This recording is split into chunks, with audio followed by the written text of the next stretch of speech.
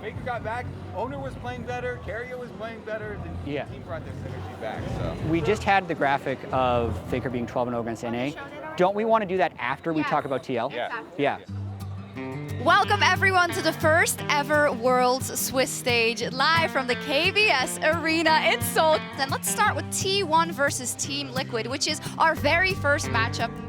I am very familiar with TL's game. Yeah. I was putting it at 90-10, but let's talk about the 10. Okay. Let's talk about the, I mean, Where is the 10? Legitimately, it's T1 versus the number 3 seed from North America. I love it. They're fully playing into it. Fully embracing it. They knew who they're going up against. Of the teams at Worlds from North America, TL might have the best laning phase. So if T1 has a slow start and Team Liquid is able to play without pressure, the way they would win would be an explosive early game. But if they don't get, to me, if they don't get extremely far ahead, it's not good. It's a classic tale. There might be a dive onto Summit, but Guma and Carrier, are they going to be okay with Pyosik moving in? Yeah, Summit trying to deal with this minion wave, but it is just too big. They do manage to get a teleport out. Can they kill him in time? That is going to be the 1-for-1 as now the stun comes in. It's a 2-for-1 and TL trade up. Now Pyosik making his move towards the bottom side. The Q is going to land. And GL coming up huge early. Pyosik deep in enemy territory.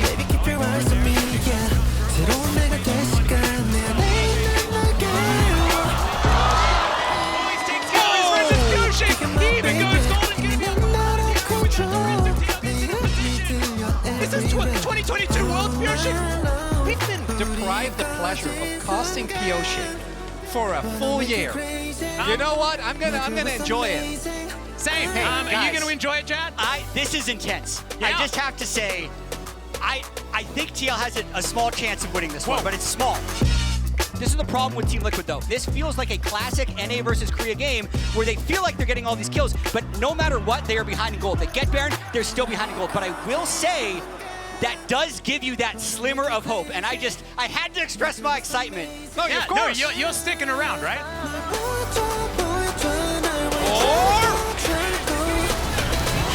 Let's go!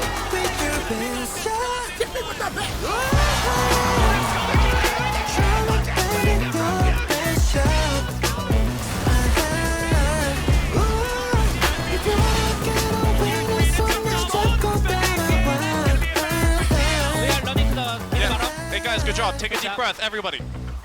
I'm giving it at least 50-50 now, boys. 100%. That is going to be the secure of the Baron. If APA can land any stun, there's a chance he one-shots, and they actually have a much better front line with Summon and Core if they play the fights correctly. I'm fine. Yeah. Careful. Go, go, go, go, go, go, go.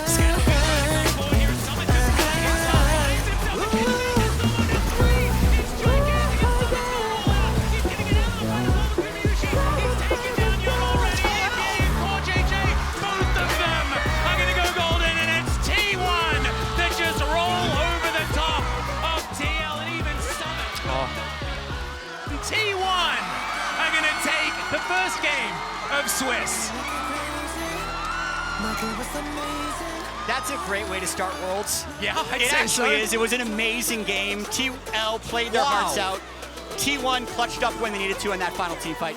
Particularly for APA, it's his first game. Oh yeah, he was world amazing. Stage, right? The aggressive use of teleport in particular, and the fact that Liquid was playing their own game. They might not have won here, but TL, they gave it their best shot.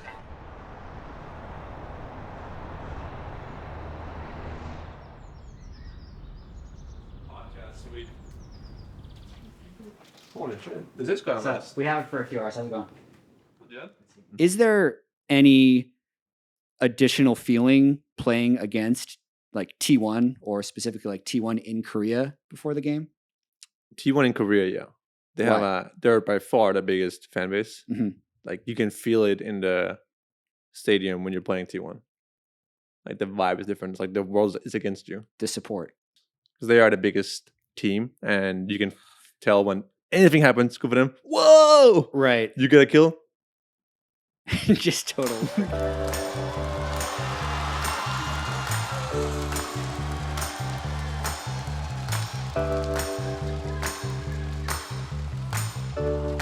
Where'd you come from? Michigan. If C9's better than TL, and TL took them to like 35 minutes, I think that they can win. Honestly. Yeah, I think they can. I think they can. But I think they will. a lot of Okay. it depends on draft. Yeah, definitely. Are you local? Yes, I'm local. That's awesome. You speak great English. Oh, thank you. I lived in the States about 8 years, so Who's your allegiance to then? T1 or C9? it's always T1 all the way. Okay. Ever since. I mean, that makes sense. That's fair. That's fair. There's not many fans that have actually been watching for 11 years. That's awesome, guys. Way too much stuff. Yeah, of course, man. See you. Thank you. How's it going? It's good. Where'd you travel from? Chicago. What are your predictions for today? Obviously C9. I mean, the T1's I mean, been C9 looking, is... T1's been looking a bit shaky. I Yeah. love T1, but never more than North American or Western. Yeah, I feel like you're a loud fan from the sound. Have you been screaming a lot in the stands? Yeah, for C9. yeah. Berserker has that chip on his shoulder to Yeah, he beat does. to beat Goma. He had that last year too. I'm huffing the Kobe. I Yeah, need something. that's I good, need that's something. good, I need that's something. It's hooked by the Fenners, and now there's a massive equalizer on the entirety of C1. Just trying to C9 rather trying to retreat out of this one. That's a good play touchdown from Curia, and they turn this one around, and even the tower can't get into this one. As Curia will disable that, this might just be a clean ace going into the hands of T1, and that it is. Down will go the Nexus. T1 will move on to 2-1 in the Swiss stage. You mentioned that the Bard was a little bit unexpected. Do you feel like it was that big of an impact in the game? Like from a fan perspective, the big play was, Bard alting the bot tier to it as T1 like cleaned up C9. But Yeah. how did you feel like the Bard played out in that game? I actually didn't see the bot play until after. I didn't notice in the game what he did. It was pretty sick, not gonna lie. But as for the Bard impact on the game, I think it didn't matter. Because we lost the game before Bard even played the game. Yeah. Like we lost the game on the top fight. Top side. Sure, Bard was there. Yeah. He made it there in the end. But that play was bad no matter which character he was playing. Because Bard is not a bad pick in this patch. It's just a very niche pick. Yep. But then this game we already lost before we got to the point where Bard can do Bard things. Yeah. Bard's like either you run around the whole early game trying to be funny, or you wait until 6 and you just ult on either, Oriana, Victor's, Yeah, whatever. you chain out the guy without flash. Yeah. Or you try to dive silence. And we didn't even get to that point yet because the bot dive happened when we were already down 3,000-4,000 gold, and the game was already mega over, right? So we didn't think much about it. But I watched the Bard play later when we were watching we were doing our review of the game. Yeah. I was like, whoa, this guy is good.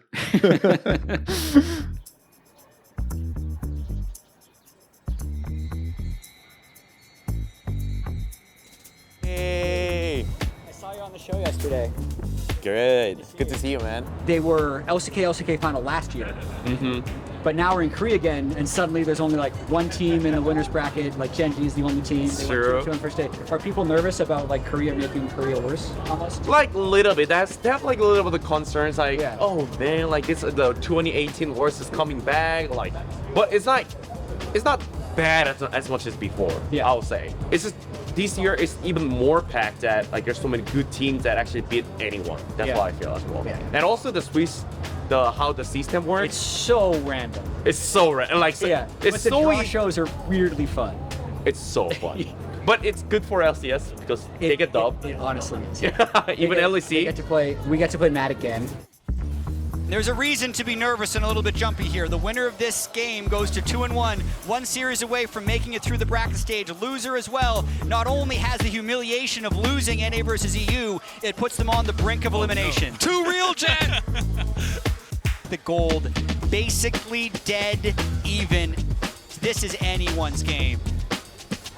It's really going to be about how Energy can set up the approach to this Baron and Elder Dragon. Center team, they do have 4. Look at Palafox, he's just running down the mid lane. Oh, he's playing a different game. He's not going for Elder. Someone has to defend that. No, Matt's going to flip it. They're going to dare him back. Someone has to go. Chasey, he's going as now. Oh, man. We are just going to flip the objective, aren't we? That Germany takes it, and now the TPs are coming in. They just want to end the game. Energy, they don't want to even deal with the Elder, and they will not have to, as they will take down the Nexus and move on to 2-1. In true Energy fashion, the double TP backdoor. That is how they do it. They just walk in the front door and move themselves to 2-1 in the Swiss stage.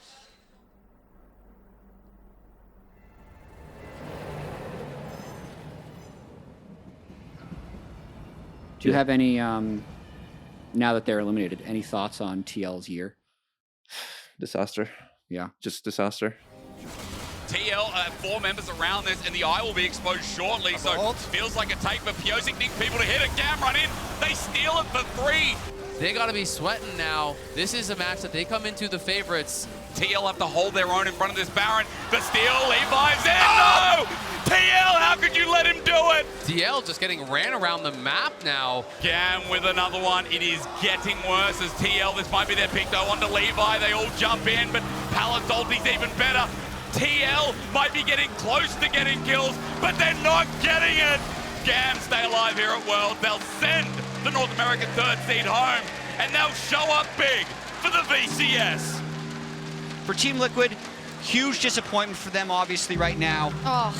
You can tell they put their heart and soul into this, and unfortunately, the run had to end here.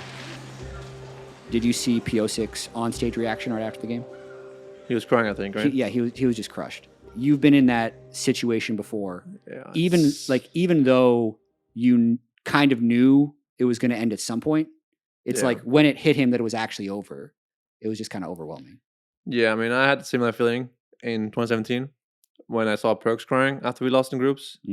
I also started crying a little bit because it's hard to see people you care about like that. Yeah. But for him, not sure what he's going through. You can never know. But I'm guessing that almost a year ago, he won Worlds. Yeah. Like, he literally won Worlds. Yeah. In like the craziest Worlds ever. Yeah.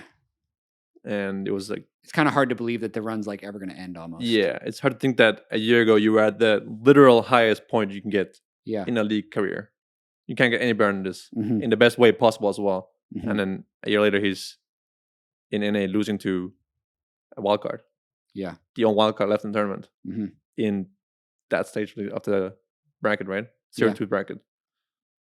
I can't imagine what he's going through. It's tough. For what it's worth, I did see a lot of support for him online, which is different. Like we talked about the difference currently this year about the way teams are treating, like, say, Mad Lions versus TL. Like, even though TL, as you mentioned, a disaster, the good thing is I actually didn't see that many people like rubbing it in online, which I think that's good. If you're an NA fan and you want NA to do well, don't rub it in.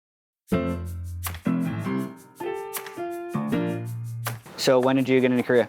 I got here like 5-6 days ago. Do you know what's happening with you next year? Do you have a team? It is to be determined at the moment. Yeah, okay. TBD. Yeah.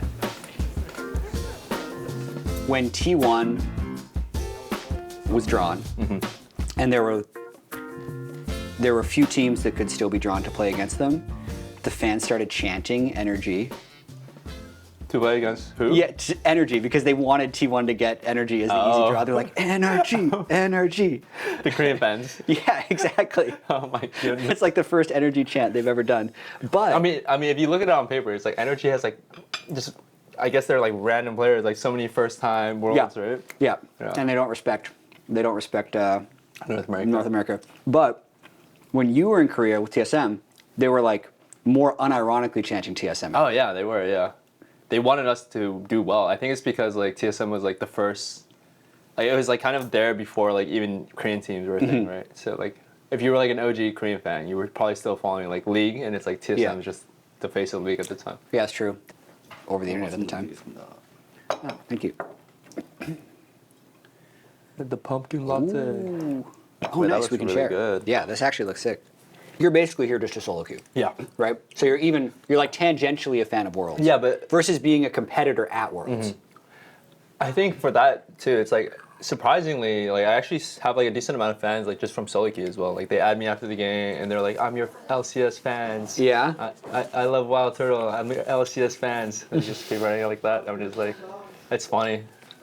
It's really nice though. There's so many fans. At the same time, it's like, for example, like Bjergsen, Double F, like all the old pros. Like we used to have like a ton of like Korean like, international fans, right? But I feel like the new ones, it's like, you know, JoJo's like pretty good at the game too, but I don't think he's gotten to that level, you know, like international. That international level, yeah. Yeah. That's interesting. But it's also like, I think a lot of it has to also do with like your success internationally. It's like you have to like wow the fans and like, you know, gain new fans by, you know, playing well. And I don't think that's happened in a while, you know. I don't think so either. Exactly. I don't think that's happened in a while. So G2 plays Energy, right? G2 thrilled they're playing against Energy. Like they're all like, yeah, free, it's over, it's so super easy. Some NA fans don't want to play G2 because they don't want to lose to EU again. Do you think it's worth it to risk losing to EU again for a better chance of making it out of groups versus getting drawn against, like, I don't know, BLG and having a lower chance of winning? I think the matchup's great. I think having it early is also pretty good. What if NA loses? Oh, well. Right? That's what I think. That's what I think. Everybody thinks G2 is better anyway. Yeah, G2 is better right now. At least I think so as well. But the only way you can turn it around is beating them directly. Yeah. Because I feel like if Energy goes and loses to BLG, or hell, even if we would never see it. Even if they beat BLG, and then G2 beats someone else, and they both go in quarters and say they both lose in quarters, people are still going to think he is better. Yeah, I think this matchup's like great. It's great for the fans. Yeah. It's happening early. Yeah. It's happening when stakes are kind of low. Yeah, I think no risk. Yeah. I think it's no risk. Hit me with that bet. This is a good thing for Energy. I think it is their best chance of making it to the bracket stage, but more importantly, if they can take down G2 here, I think it actually has a real opportunity to shift the narrative for NA versus EU. And that's literally their goal. When I talked to Contracts last week, he said he really just wants the region that he plays in to be a region that he can feel proud of. And I think a lot of North American fans, even though it is so scary to believe in a series against G2 again, I think it's worth another fight.